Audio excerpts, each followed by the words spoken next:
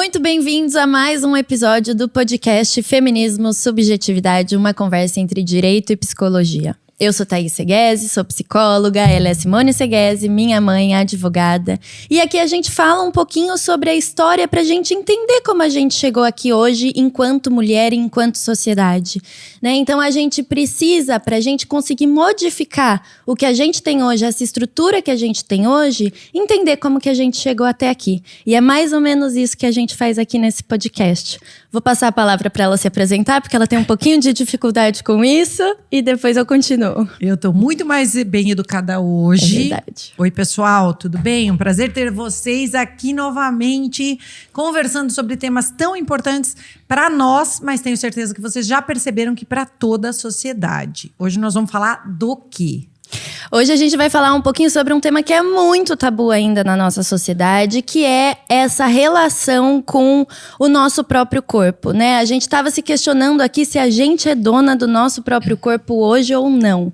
E aí, só para introduzir, eu queria voltar um pouquinho no episódio passado, que a gente falou das deusas e de como elas tinham todo um controle sobre o corpo delas, né? De como elas podiam escolher pelo que elas queriam, e mais do que isso, a sociedade escutava essa escolha delas, né? E aí, quando eu paro para pensar hoje, como que a gente está em relação ao nosso próprio corpo, eu me questiono se a gente tem todo esse poder que as deusas tinham lá no passado, se a gente tem esse poder, se o nosso corpo é nossa propriedade ou se é propriedade de outra pessoa.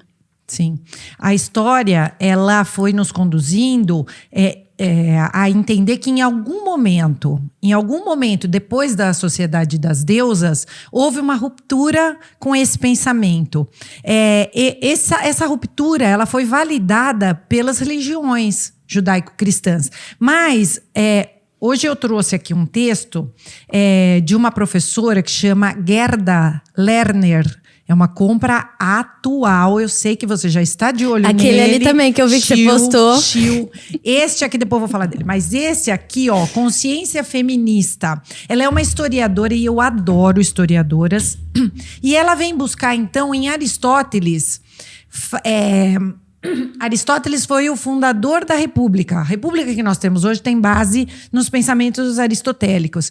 E ele já, em seus pensamentos iniciais, 400 anos antes de Cristo, dizia que, por natureza, nós somos diferentes. Então, as mulheres são inferiores aos homens por natureza. A gente nasce com alguma coisinha ali, menos. Intelectualmente, a razão é prejudicada. Tem um defeitinho ali na mulher, segundo Aristóteles. E a partir disso ele diz, o homem, então, tem que comandar. E aí, quando se estabelece uma relação de poder hierárquica, o homem branco sobre o homem negro, sobre a mulher, sobre o pobre. Exatamente, o rico sobre o pobre, a mulher branca sobre a mulher negra. Quando há esse estabelecimento de prioridades, os que estão na base da pirâmide desejam menos do que os que estão em cima. Quem tem o poder do desejo é quem manda. É tudo a ver com poder. E aí, a partir disso, a gente que está lá no fundo da pirâmide, segundo toda a sociedade posta, porque isso aqui a história foi transformando isso em verdade, foi falando para as mulheres, vocês são menos, vocês são mais burras, vocês são mais limitadas. Vocês precisam dessa ajuda do homem para conseguir sobreviver. Exatamente. Né? E nós estamos acreditando até hoje. E elas, as mulheres da época, aprenderam a não desejar. E aí nós chegamos agora, vamos dar um salto histórico de 400 anos antes de Cristo para cá. E aí a pergunta né? A pergunta de hoje a gente aprendeu a desejar? A gente aprendeu a escolher? Em que ponto a mulher de hoje está ainda presa nesse conceito de que a gente precisa pedir permissão para alguém da parte de cima da pirâmide? Uhum. O que você acha? E o quanto a gente acredita nisso até hoje? Né? O quanto a gente está presa nisso até hoje. Eu estava lembrando, enquanto você estava falando, que eu sou muito ruim de tempo na minha cabeça. Mas um ano, talvez, atrás, tivemos aquela discussão do DIU, que o marido tinha que autorizar. Menos de um ano. Menos de um ano, né? Mas teve bem recente. A liberação. Isso. Assim. Foi bem recente que a gente teve essa discussão. Então, 2023, né? A gente está falando sobre Permissão do do uso marido, do de nosso um corpo. homem, se eu posso ou não colocar um anticoncepcional em mim, né? Contraceptivo de qualquer tipo. E aí eu fico pensando… Você não precisaria pedir autorização para ninguém se nós estamos falando do nosso corpo, né? Se a gente tá pedindo permissão disso, que é uma coisa mais concreta, mais prática, mais visível, quantas coisas inconscientes a gente ainda não tá pedindo permissão? E quantas coisas ainda inconscientes os homens não acham que a gente precisa pedir permissão? Sim. Então, eu comecei falando que a gente queria falar de um assunto bem polêmico, porque a gente vai entrar no sexo. Vamos falar um pouquinho sobre sexo, um pouquinho sobre prazer, um pouquinho sobre a gente se permitir e tentar se conhecer e conhecer o nosso corpo. A história lá atrás, né, que nós mulheres nunca pudemos ter prazer, né? Nós mulheres nunca pudemos olhar para o sexo dessa forma. E aqui eu acho importante a gente falar que a gente vai para além do sexo, né? A gente tá falando de poder de escolha, de poder de decisão, de eu poder me entender, me conhecer e escolher aquilo que eu quero. Exatamente. E no último encontro nosso, você falou sobre o início da história religiosa. E lembrem, não é crítica de novo, mas lembrem-se que em algum momento histórico, um dos papas, não vou lembrar qual, vou chutar… Não vai chutar, não vai chutar. Então. Ele inventou a história da Maria Virgem. Sabe a Maria Virgem? Aquela que engravidou virgem. Do Divino Espírito Santo. Por quê? Porque ela era uma mulher pura. Percebam como ligar, então, a conduta da mulher ao tipo de mulher que ela seria tem a ver com a pureza sexual. Tem a ver com a pureza sexual. Então, a gente já começou a entender que aquela mulher que demonstra que gosta de sexo, prazer, BBB, já vai ser julgada na nossa sociedade. Então, gostar, desejar, aceitar o sexo e ainda dizer eu não quero, porque dizer eu quero já é louco, já é ousadona. Sim. Agora, dizer eu não quero… Sim.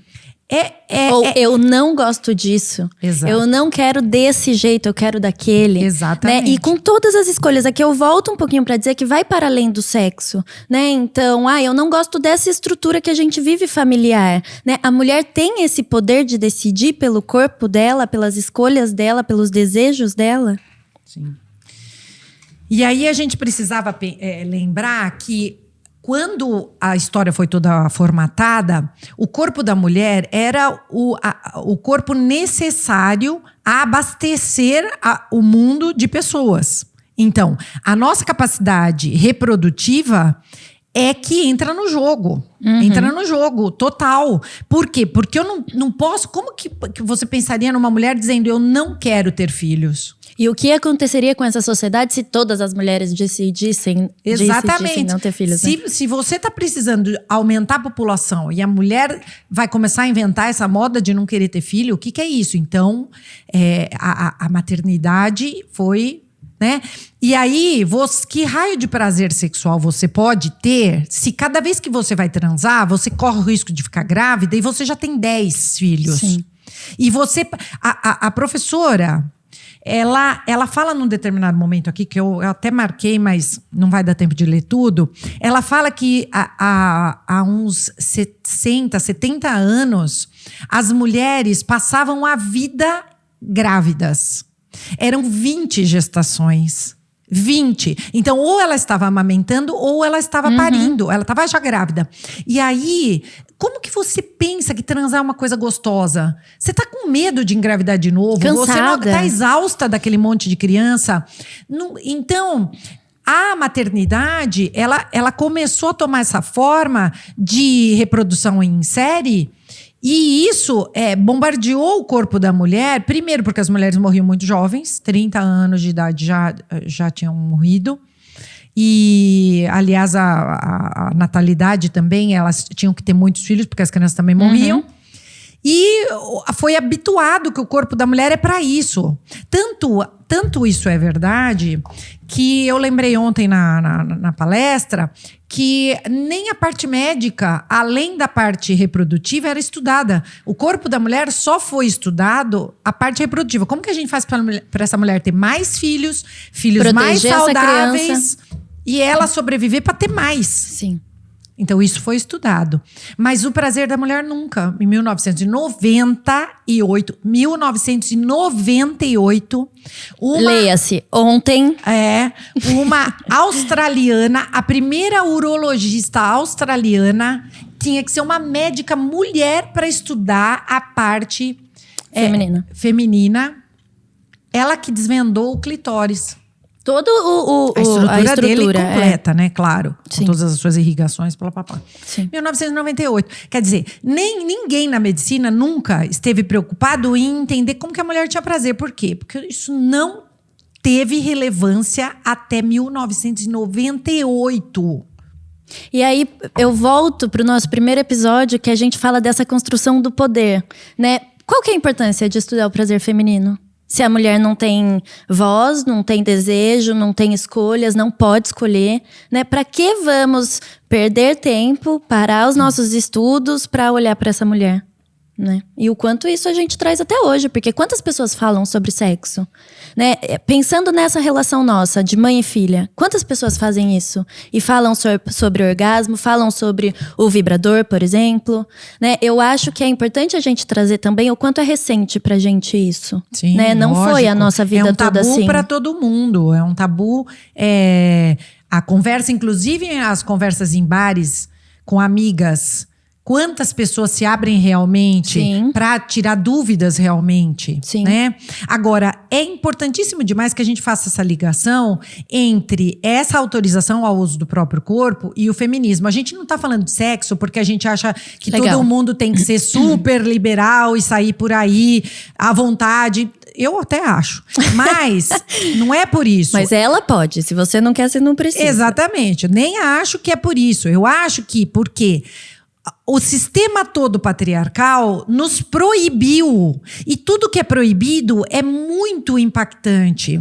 Então, recentemente, a gente está tentando puxar um direito que é nosso, ao uso do nosso corpo.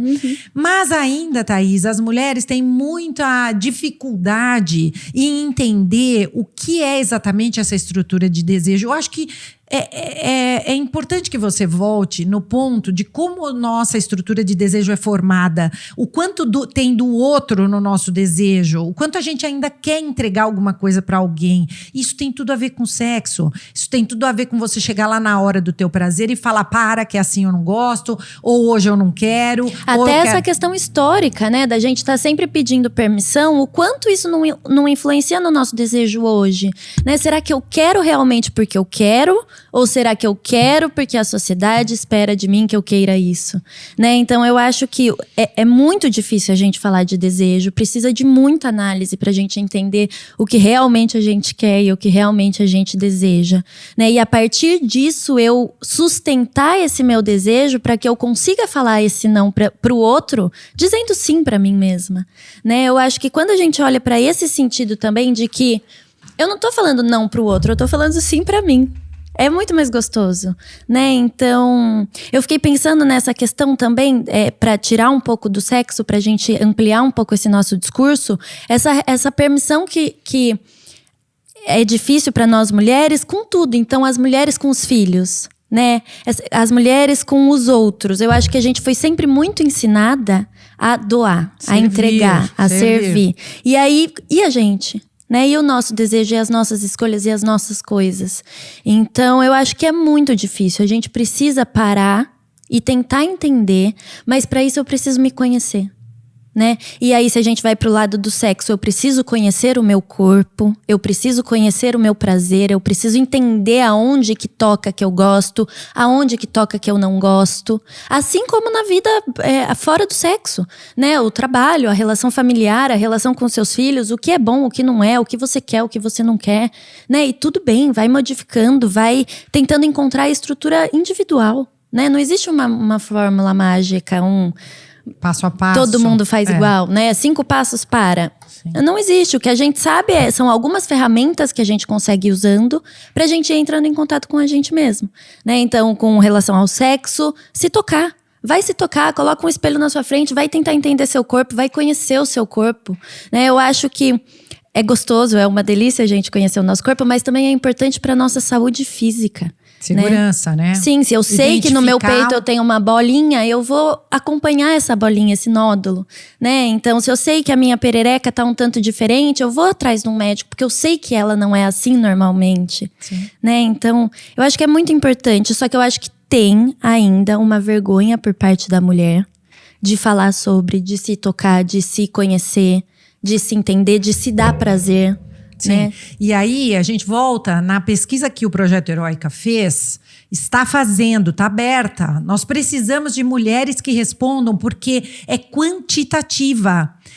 Vicia a pesquisa se a gente tiver poucas respostas. Nós já temos 300 respostas. Sim. Né? E acho que é importante falar que a pesquisa é 100% sigilosa. Então, você vai responder lá. A gente não vai saber quem você é, a gente não vai saber nada de você. É puramente pra gente conseguir entender esse nosso lugar hoje, né? Isso. Então, a pesquisa, ela tá no nosso Instagram, no link da bio do Projeto Heroica, @Projeto Heroica. Eu vou deixar aqui na descrição do vídeo depois pra vocês, mas é muito importante que vocês nos ajudem a compartilhar esse formulário pra gente melhorar a nossa pesquisa, né? Ampliar a nossa pesquisa. E aí, eu pedi para as minhas amigas pedirem para 10 amigas responderem.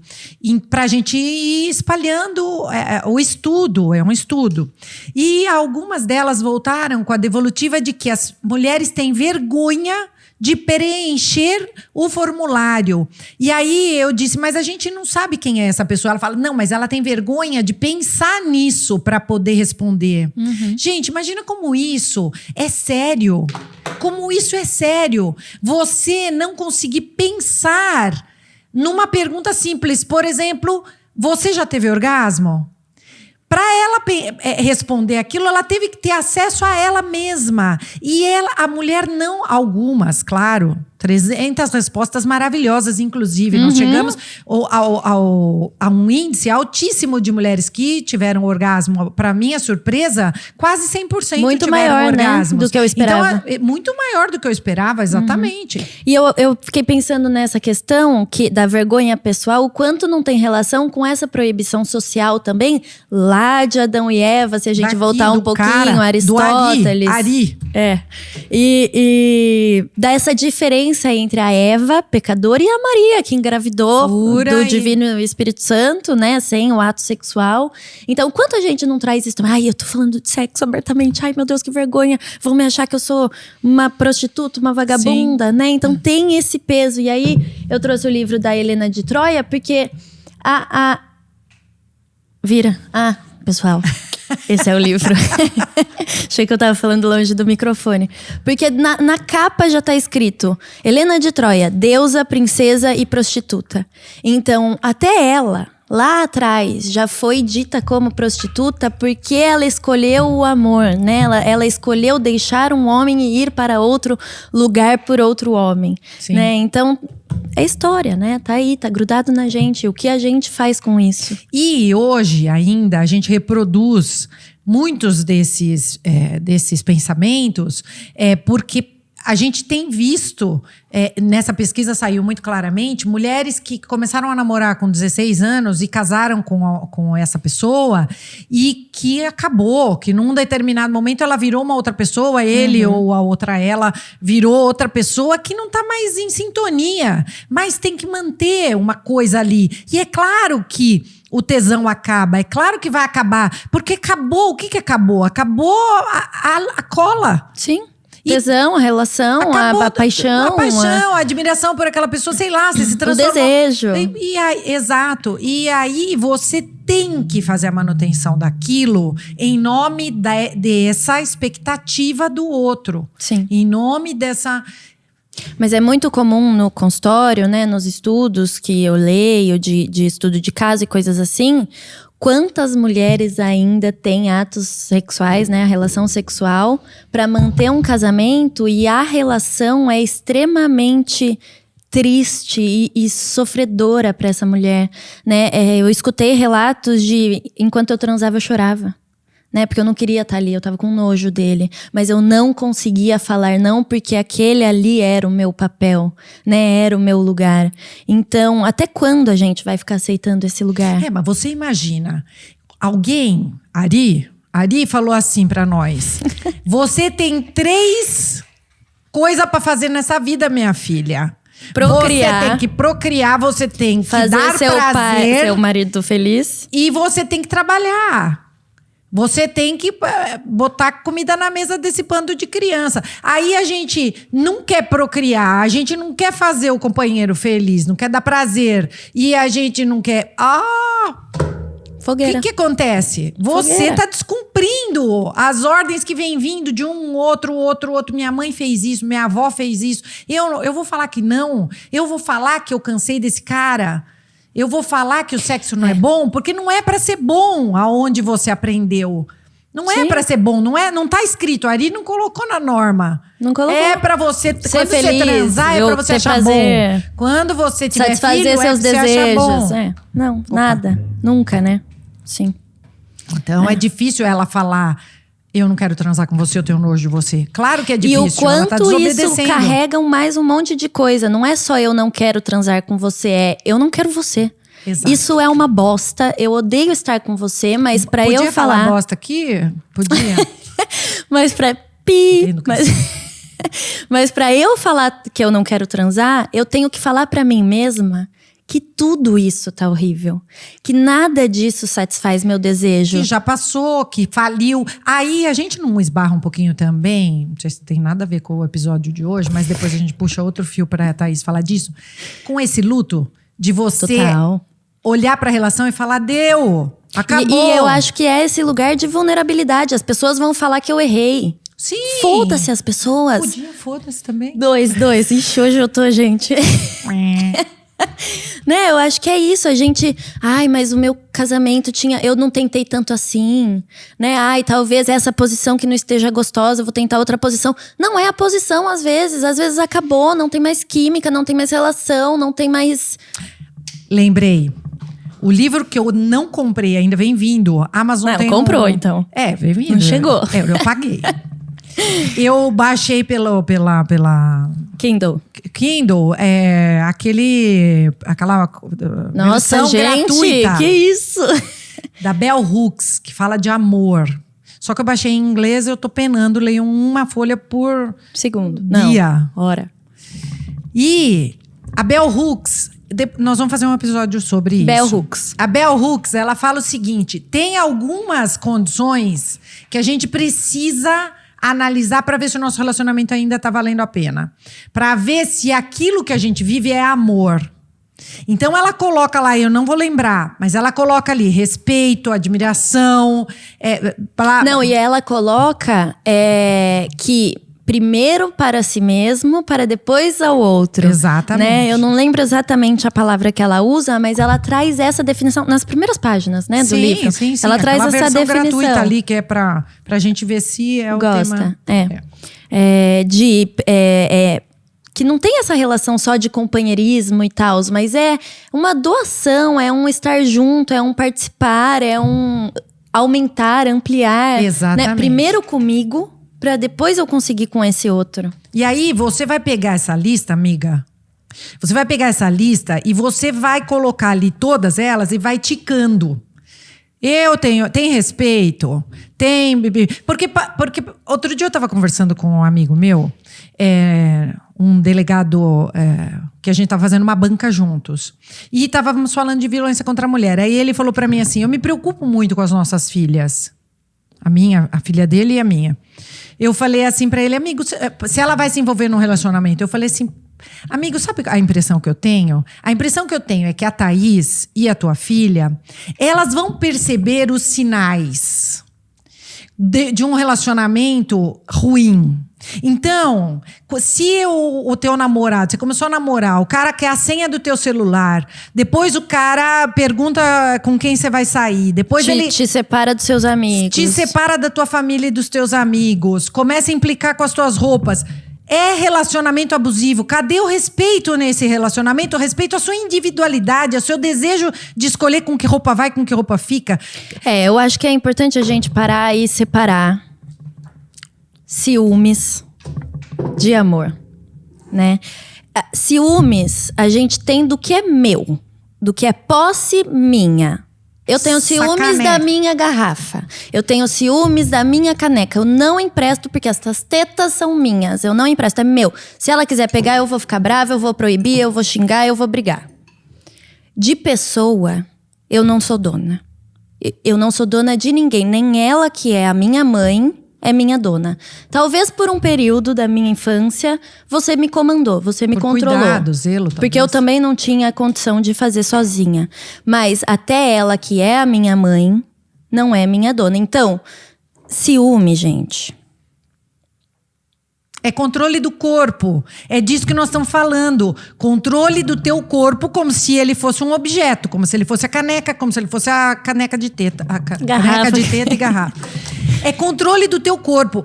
Você vai perceber esses sinais no primeiro mês de namoro. Você vai perceber. É importante aqui, né, um parênteses mais psicológico de que não é tão simples assim. A gente está envolvido, a gente tem muitas questões que a gente vai trazendo, a gente tem medos nossos, incertezas nossas, desconfianças nossas, questões nossas que vão dificultando esse processo. É claro que eu ter conhecimento de que ciúmes não é amor, de que eu posso ir aonde eu quiser e o meu companheiro / companheira vai ter que entender e vai ter que confiar em mim e vai ter que me respeitar. Eu quem escolho se eu quero transar ou se eu não quero.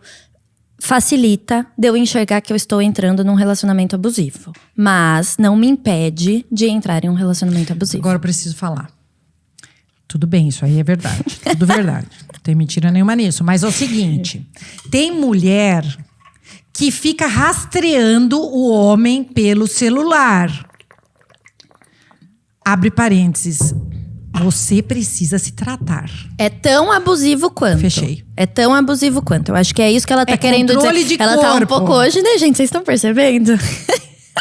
Mas é isso. Controle do outro, controle de corpo. Para com isso. Você não é dono, ele não é dono. É isso. É isso. É isso. Eu acho que isso é legal falar pra mostrar que o feminismo não coloca a culpa só no homem, não coloca questões pra melhorar só Como no se gênero masculino. As mulheres também abusam, as mulheres também violam, as mulheres também estupram e por aí vai. A porcentagem é totalmente diferente, por isso que a gente fala do homem abusivo e não da mulher abusiva. Porque a mulher sofre violência a cada segundo e a mulher que faz a violência é um pouco menor, né?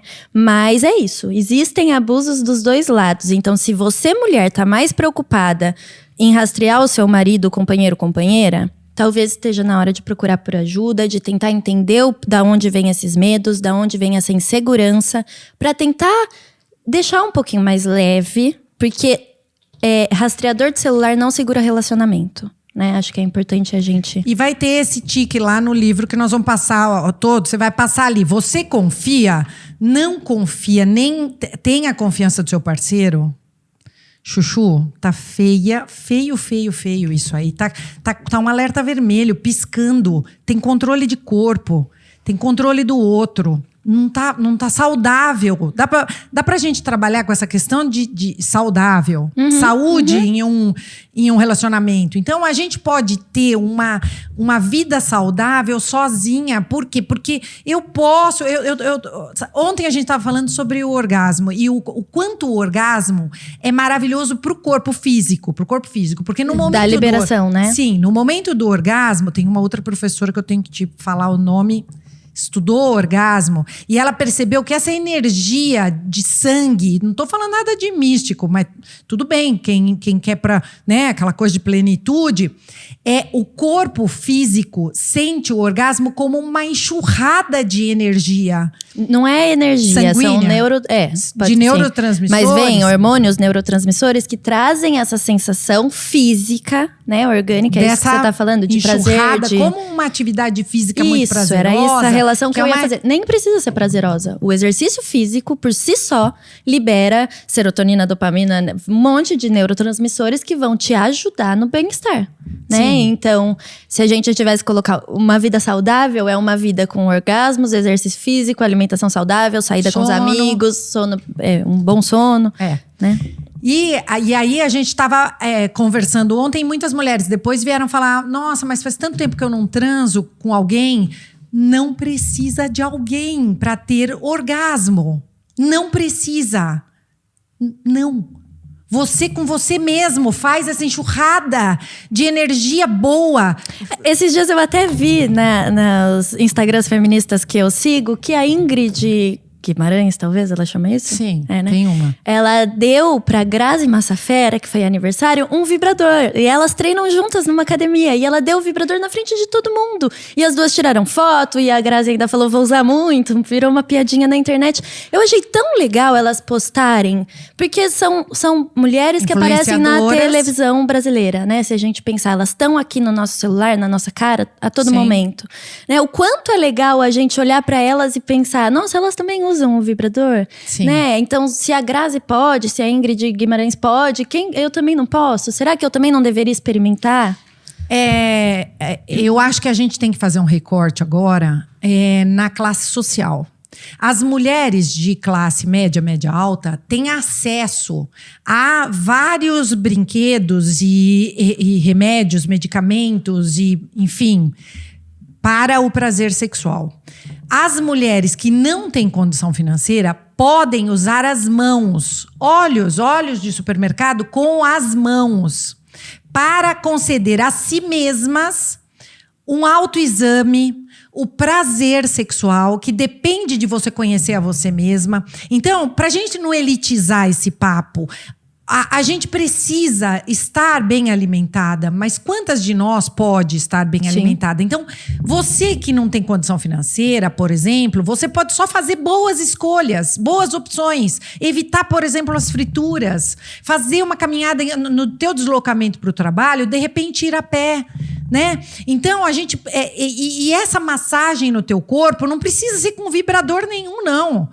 Há muitos anos as mulheres se masturbam e os vibradores estão aqui. Agora, cada vez melhor, né, gente? Porque agora tem... Não, eu acho que é isso. Conforme os estudos vão aumentando, descobrimos o clitóris, tá? Antes não tinha um vibrador que sugava o seu clitóris. Agora tem. Por quê? Porque entende que isso dá prazer. Sim. Né? Por que começou a dar prazer hoje? Não, já dava prazer. Mas antes a gente não podia sentir esse prazer. Né? E eu acho que é importante a gente falar que pode ser que esse primeiro contato de você com o seu próprio corpo seja um tanto quanto difícil, seja um tanto quanto vergonhoso, talvez, né? Porque a gente tá aqui falando, debatendo, achando super legal, dando risada e tal, mas eu acho que as mulheres ainda têm uma dificuldade muito grande com isso, né? Então também se permite ter vergonha, dar risada de você mesmo e vai devagar, vai no seu tempo, abre um vinho, abre uma cerveja, pega um copo d'água, vai na frente de um espelho, num dia que você tá sozinha, num dia que você tá tranquila, num dia que você tá a fim de se conhecer, né? Quando a gente fala do prazer sexual, a gente precisa lembrar que muitas mulheres foram vítimas de violência sexual na infância. E quando a gente fala de se descobrir como prazer sexual, eu não posso deixar de lembrar dos depoimentos que nós vimos de mulheres que foram violadas quando meninas e depois violadas quando adultas. Então, é claro que passa por uma questão de saúde você restabelecer esse contato com você mesma. É imperioso que você procure o apoio, e por isso que existe o Projeto Heróica também. Para você ter acesso, a gente não consegue dar acesso a todo mundo, mas é muito importante que você reconheça que tem uma parte de você que está... machucada. Sim, e inativa. E talvez eu consiga recuperar uma coisa que alguém tirou de mim por violência. Talvez eu consiga recuperar, porque de verdade você está recuperando o teu corpo. Então, tem muito problema ainda relativo ao prazer feminino que nasce de um início de história ruim. Sim. Que nasce de uma violência de verdade, violência até dentro dos casamentos. Existe estupro dentro dos casamentos. Então a gente não pode desconectar totalmente o prazer sexual e o orgasmo da saúde da mulher. Então a mulher tem que estar plenamente ok, psicologicamente ok e fisicamente também, para conseguir pegar esse corpo para si. Sim. Entende? Então a gente não pode falar o orgasmo é maravilhoso, todo mundo tem acesso. tem bloqueios, verdadeiros bloqueios de problemas psicológicos mesmo. E eu acho que é isso também que a gente quer falando sobre, é passar conhecimento, aumentar a educação sobre o sexo para que a gente consiga entender os pequenos estupros que são velados também. Sim. Né? Então, no casamento existe estupro, que a gente acha que é só esse tipo, né? Que o homem sai correndo e prende a mulher, e agride, e é bruto, e papapá. Mas existem também esses estupros que eu acabei de contar, de relatos que eu escutei de uma mulher que transa chorando. Sim. Né? Isso é uma violação sexual. Né? Então, é por isso também que a gente precisa falar sobre. Né? É claro que quem teve um trauma como esse, de uma violação numa infância, em qualquer momento da vida, precisaria de um acolhimento um pouco maior, né? É importante a gente olhar para isso como uma ferida, tem um machucado ali, né? É quase que impossível que você consiga, sem ajuda, sem autoanálise, sem qualquer tipo de autoconhecimento, você conseguir passar por isso ilesa. Né, por uma violação dessa ilesa. Então é importante parar um pouquinho e olhar para isso, né, com calma também, claro, cada um tem seu tempo, né, mas acho que traz uma leveza para a vida, uma racionalização do que aconteceu, né, acho que vem para a consciência algumas questões que facilitariam, ajudariam. Eu não sei a sua opinião profissional, mas eu imagino que a gente poderia começar a treinar as pessoas, as meninas principalmente, a entender os limites entre o nosso corpo e o desejo do outro. Eu acho que a gente podia já começar a pensar numa forma de ensinar as nossas meninas esse acesso que o outro tem ao nosso corpo e que não é permitido. Então, a sua filha, eu imagino que a sua criança e a sua filha, ela já possa ter condições de entender que não é para pôr a mão, não é para mexer no cabelo, não é para comentar do teu corpo. Não é porque o tio pediu para sentar no colo que ela tem que sentar. Se ela falou não, beijar as pessoas na hora que chega na festa, viu, gente? Eu fiz isso com meus filhos.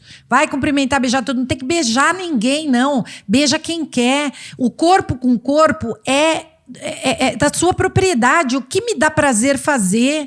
Então você não está deixando de ser sem educação se você falar um oi à distância. O corpo da mulher tem que ser devolvido para ela. Eu não sei como que a gente vai fazer para fazer isso com as meninas. Eu acho que estamos no caminho, né? Mas você falou que a gente precisa educar as meninas. E eu penso que os meninos também. Porque quando eu olho pra pornografia, eu não acredito que aquilo é legal pro homem. Também. Pra mulher eu tenho certeza que não é. Aquela pornografia, Xvideos, que todo mundo sabe, aquela coisa bruta, agressiva, que a mulher chega até fantasiada, né? Tem toda essa relação de a mulher professora, e aí, tudo bem, quem Pobres gosta das professoras, gente. Eu fico pensando, aquilo não pode ser gostoso pro homem. Não tem como ter prazer daquele jeito. É uma fantasia as pessoas compram, que é aquele negócio dos 50 tons de cinza, exatamente. Não é? Vou apanhar, bater em você, te amarrar, enfiar o negócio, né, e sair andando. Gente, quem falou que isso é legal pra alguém? Isso é tortura, exatamente. Então eu acho que tem isso também, da gente ensinar pra todo mundo pra encontrar o seu próprio prazer, né? A sua própria forma de prazer. Eu acho que a gente começa a facilitar a vida das meninas se a gente pudesse, sem terrorismo, eu não sei, tem aí uma forma tranquila delas poderem contar livremente para a mãe, para o pai, que o tio fulano botou a mão na calcinha dela, que o professor, entendeu? Eu não sei, tem que ter um jeito da gente aproximar essa fala, dessa criança perceber antes de ser vitimada. O vovô não sei o quê fez tal... Eu não sei. Sim. Tem uma mãe de uma criancinha loirinha que aparece sempre na internet, que ela fala muito bem. Não sei se você já viu. Ela é bem pequenininha e ela fala um português todo bonitinho, assim, todo corretinho. E aí ela foi convidada, acho que pra participar de uma entrevista, não vou lembrar agora com quem, o Bial, sei lá. E o Bial pergunta pra ela, então você canta Frozen todo dia? E aí ela fala, eu canto todo dia, eu adoro cantar Frozen. Aí ele fala, então canta pra mim? Ela fala, não. E a mãe fala, A mãe não fala, canta, filha, canta. Não, ela não quer. Se ela quisesse, ela cantava. Então o vídeo que eu vi trazia isso, permitam os seus filhos a falar não. Desejar. A escolher o que eles querem. A poder decidir. Minimamente decidir. Claro que gradativamente você vai dando mais poder. É cantar. A roupa que vai usar, por exemplo, né? Você tem que ir dando pro teu filho o acesso à própria vida gradativamente. Só que aí isso a gente entra no desejo da mãe, no desejo do outro. Mas é isso, aí você começa a representar como eu vou deixar a minha filha falar não para o Bial numa entrevista que o Brasil está olhando, o Brasil inteiro está vendo. Não, e eu comprei uma roupa, você lembra? Comprei a roupa pra você ir na festa, você quis a bota no calor desgraçado, você quis a bota da Sandy com um shorts velho que tava, quando eu dou de cara na festa, ela não tava com a roupa que tinha sido planejada. E daí ela tava do jeito que ela achava que ela tava mais linda, ela tava mais feliz, ela veio me cumprimentar dizendo: eu olha estou como eu maravilhosa. Lindamente. E eu fiz entendeu? Não, e aí foi até brigar com meu pai, claro que não. Mas Paulo, como que você deixou a Thaís sair desse jeito? Pra ele eu falei, pelo como que você traz ela na festa? A roupa tava na cama, mas ela não quis, ela queria aquela roupa. E aí eu tô te dando aos poucos o acesso a você mesma, né? Eu não sei, tem uma fórmula para isso, a gente precisa convidar alguém para que trabalhe mais com a educação, com criança, com essas, para ajudar a gente a pensar como a gente vai liberando a mulher e ao mesmo tempo dando elementos para ela perceber quando ela está sendo violada desde criança, sem fazer um terrorismo na vida dessa menina. Talvez até estudar um pouquinho a história de como esse homem chegou com tanto poder. Né? Com tanto poder de escolha. Que é o que a gente tem feito, né? Sim, para tentar dar esse poder de escolha para a mulher também. Né? Eu acho que primeiro a gente precisa entender que a gente ainda não tem poder sobre o nosso próprio corpo. Que a gente ainda não é dona do nosso próprio corpo. Pois e bem, a partir disso começar a modificar. Exatamente. Eu comprei esse livro aqui também. Ai, mostra lá para ficar bem bonitinha aqui, acho, ó. Eu comprei também. A professora Márcia, ela é uma estudiosa, é uma fisioterapeuta pélvica e ela é doutora em ciência da saúde. Aqui nesse livro, gente, da dor ao prazer, ela tá explicando todos os problemas que a gente pode ter de verdade, de problemas que impedem o nosso prazer. Então aí podem ter os problemas psicológicos, é disso que a gente tá falando. Tem gente que não é por timidez que não consegue ter um orgasmo, é porque tem problema. Esse livro é bem baratinho, paguei 20 e poucos reais, e ele é um manual para você entender a saúde sexual, a saúde da mulher sexual. Então, eu acho, eu até propus hoje no Instagram do projeto que a gente vai fazer um resumo desse livro e falar um pouco disso para as pessoas que não podem comprar o livro. Então, a gente trazer algumas, claro que porque resumidamente, ele é bem explicativo. Sim, é saúde mesmo, saúde sexual. E eu achei fundamental trazer hoje na nossa conversa para a gente poder mostrar que existem moléstias, doenças, tanto psicológicas quanto físicas, que nos impedem de ter o orgasmo. E a gente precisa resolver, a gente precisa curar. Tem tratamento, para tudo tem tratamento. Então, eu acho que a gente finalizou, podíamos falar mais aqui por umas 2 horas. Sim, de 2 dias. Mas eu acho que eu queria finalizar com um questionamento, né? Você, mulher que tá me escutando, você se toca? Você já se tocou? Você conhece o seu corpo? Você sabe do que você gosta? Aonde você sente prazer? Como você sente prazer? Você se permite falar não quando você não tá afim? Você fala não pra você mesma? Você se escuta? Você presta atenção em você? Eu acho que é assim que a gente começa, né? Entendendo o que acontece dentro da gente, para a partir disso a gente devolver para os outros, né? A sociedade quer que nós mulheres a gente sirva todo dia, a todo mundo, sempre, antes de nós mesmas, né? E eu acho que aqui é importante a gente trazer essa reflexão de que tá no momento de você servir a você mesma, tá no momento de você se colocar em primeiro lugar na sua vida, nas suas escolhas, nos seus desejos. Acho que, como a gente falou um pouquinho do Projeto Herói, que é importante falar que o projeto tá aí para ajudar todas vocês. É um projeto que tem... é um projeto social, né? Então, que tem atendimentos psicológicos gratuitos e com valor social, e também um aconselhamento jurídico para mulher que está aí vítima de violência ou em alguma hipossuficiência. Mulher, você não vai ser uma boa esposa se você não for boa com você mesma antes. Você não vai ser uma boa mãe se você não for boa com você antes. Então, a gente não consegue dar o que a gente não tem. A gente não consegue. Não tem, tá vazio. Tá vazio de nós. Então, nós temos que nos abastecer. Não sinta que isso é egoísmo. Você estar abastecida de si não é egoísmo. É justamente para você conseguir dar ao outro o seu melhor. Porque você está abastecida de si. É isso. Até a próxima. Muito, muito obrigada. Esse episódio vai sair no ar hoje, às 7h da noite. A gente conta com vocês aqui. Deixa seu like, seu comentário. Na descrição, então, a gente vai deixar todas as referências. E acho que é isso. Acho que é isso. Muito obrigada, um beijo e até mais.